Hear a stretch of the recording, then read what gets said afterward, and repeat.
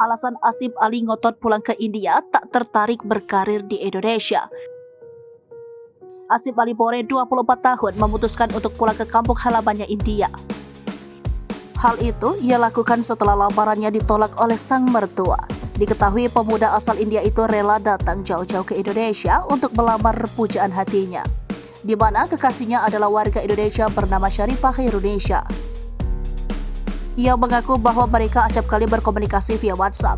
Belakangan, Asif Ali mengaku sempat dijanjikan akan menikah di Indonesia. Karena segera disuruh ke Indonesia, Asif Ali pun rela memutuskan kontrak kerjanya di India dan membayar denda penalti sebesar Rp3.000 atau setara 12,2 juta rupiah. Singkat cerita, lamarannya kepada kekasih ditolak mentah-mentah oleh mertua.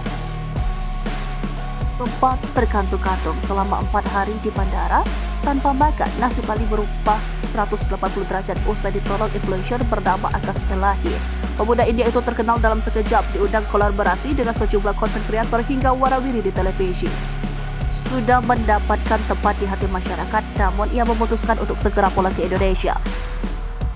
Walau sudah ditawari kerja di Indonesia, ia bersikukuh agar segera kembali ke kampung halamannya. Akash, pria yang menolongnya, mencoba membuka pembicaraan terkait ketertarikannya berkarir di Indonesia.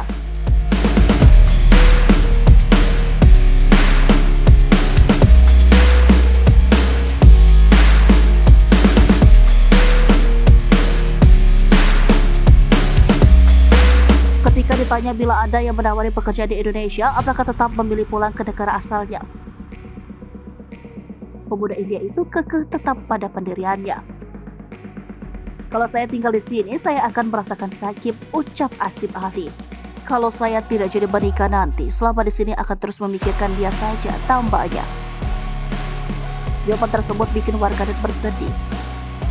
Sebab kisah cinta Asif Ali dibumbui drama penolakan meski sudah mengorbankan segalanya. Termasuk waktu, uang, dan pekerjaan pemuda India ini.